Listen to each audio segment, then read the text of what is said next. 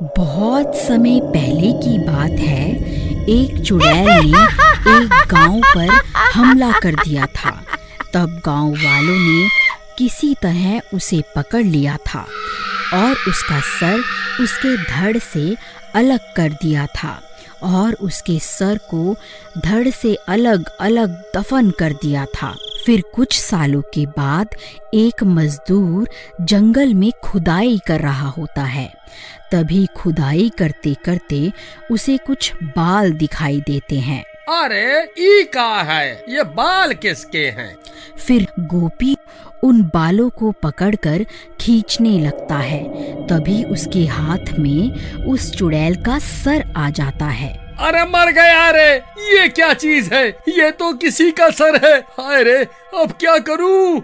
ये तो किसी चुड़ैल का सिर लगता है। हे भगवान, ये मुझसे कितनी बड़ी गलती हो गई। अब क्या करूं? हाँ, एक काम करता हूँ, इसे गांव लेकर चलता हूँ। इसे गांव के सरपंच को सौंप दूंगा, फिर वही फैसला लेंगे कि इसका क्या करना है। फिर घर पहुँचते पहुँचते उसे रात हो जाती है। फिर वह उस सिर को खिड़की के पास रखकर सोने चला जाता है। फिर आधी रात होते ही उसमें जान आ जाती है। आखिरकार मैं आजाद हो ही गई। गांव वालों, अब तुमसे बदला लेने का वक्त आ गया है। अजी देखिए ना, साथ वाले कमरे से कैसी अजीब अजीब सी आवाजें आ रही हैं।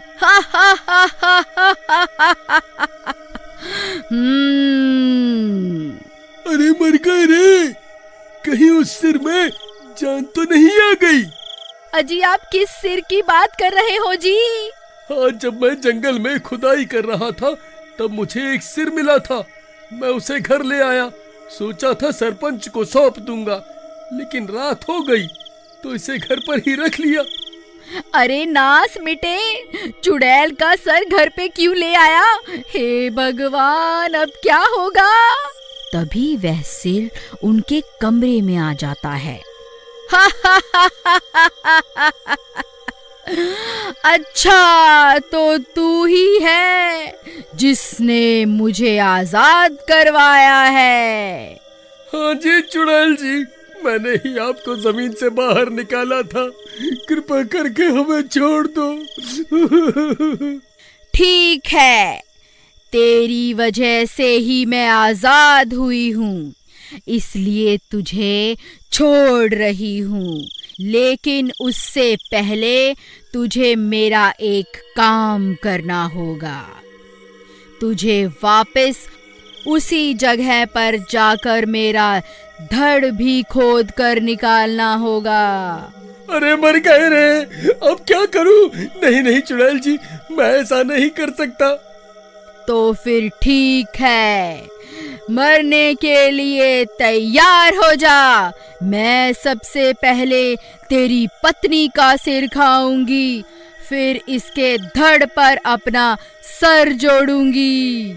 अरे मर गई रे। नहीं नहीं चुड़ैल जी, कृपा करके रुक जाओ। अजी जल्दी जंगल जाओ और इस चुड़ैल का धड़ खोद कर इसे दे दो, नहीं तो ये मेरी जान ले लेगी। नहीं नहीं चुड़ैल जी, आप ऐसा मत करिए। मैं अभी आपके साथ चलता हूँ और आपको आपका धड़ ढूंढ कर देता हूँ।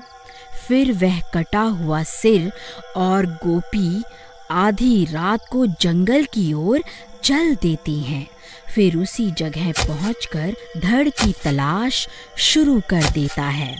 वह बहुत देर तक खुदाई करता है, फिर उसे वह धड़ भी मिल जाता है। चुड़ैल अपना धड़ देखकर खुश हो जाती है। तभी गोपी वहां से भाग जाता है।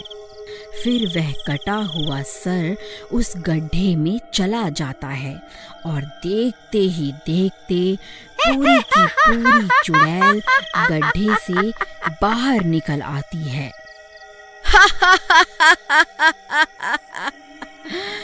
गांव वालों, अब मरने के लिए तैयार हो जाओ। मैं किसी को नहीं छोड़ूंगी।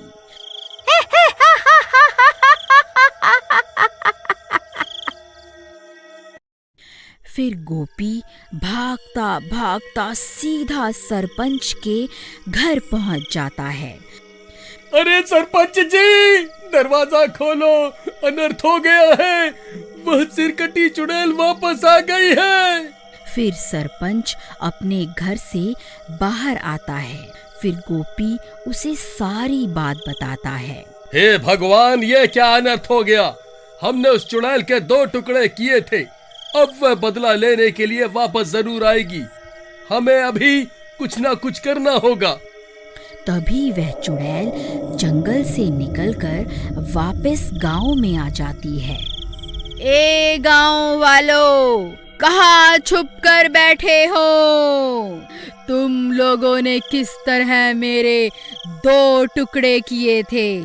अब बदला लेने का समय आ गया है।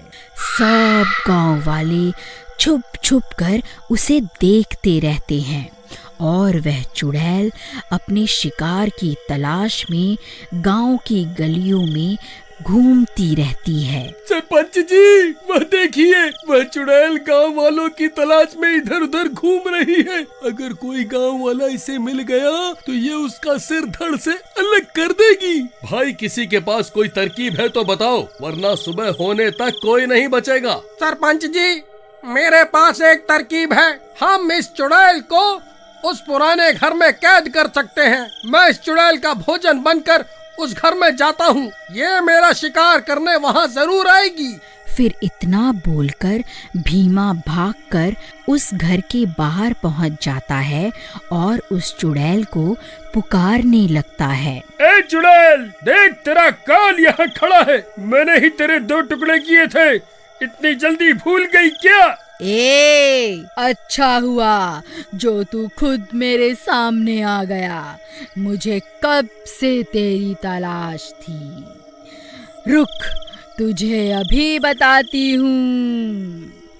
फिर जैसे ही चुड़ैल भीमा की तरफ जाती है, भीमा भागकर घर के अंदर चला जाता है और एक जगह पर जाकर खड़ा हो जाता है।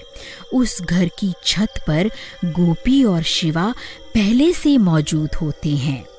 भीमा भाई, तुम घबराओ मत।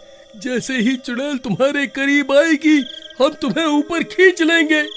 फिर चुड़ैल भी भीमा का पीछा करते करते उस घर में घुस जाती है। अब मुझसे बचकर कहाँ जाएगा मूर्ख? फिर जैसे ही वह चुड़ैल भीमा पर हमला करती है, तभी गोपी रस्सी को नीचे फेंक देता है और भीमा उस रस्सी के सहारे घर की छत पर चढ़ जाता है। फिर तीनों लकड़ी की मदद से छत का छेद बंद कर देते हैं और सरपंच घर का दरवाजा भी बाहर से बंद कर देता है ताकि वह चुड़ैल घर से बाहर ना निकल पाए। फिर वह चुड़ैल उस घर में कैद हो जाती है। ए मूर्ख गांव वालों, तुम्हें क्या लगता है तुम मुझे इस घर में कैद कर लोगे? भाइयों, मुझे लगता है हम ज्यादा देर तक इस चुड़ैल को कैद नहीं कर पाएंगे। सरपंच जी, बस थोड़ी देर में सूरज निकलने ही वाला है। हमें थोड़ी देर तक इस चुड़ैल को इसी घर में रोक के रखना होगा। फिर चुड़ैल जोर जोर से दरवाजा पीटने लगती है। तभी दिन हो जाता है और आकाश में सूरज निकल आता है। फिर गोपी छत पे रखी लकड़ी को भी हटा देता है ताकि सूरज की रोशनी अंदर जा सके। फिर सूरज की रोशनी घर के अंदर जाते ही वह चुड़ैल तड़पने लगती है। ए गांव वालों, तुमने फिर से मुझे धोखे से इस घर में फंसा लिया। ये तुमने अच्छा नहीं किया। अरे मर गई रे, हाय हाय मर गई रे। ये सूरज तो मुझे जलाकर ही दम लेगा। फिर देखते ही देखते वह चुड़ैल जलकर राख हो जाती है और एक बार फिर गांव वालों की एकता की वजह से लोग चुड़ैल से छुटकारा पा लेते हैं।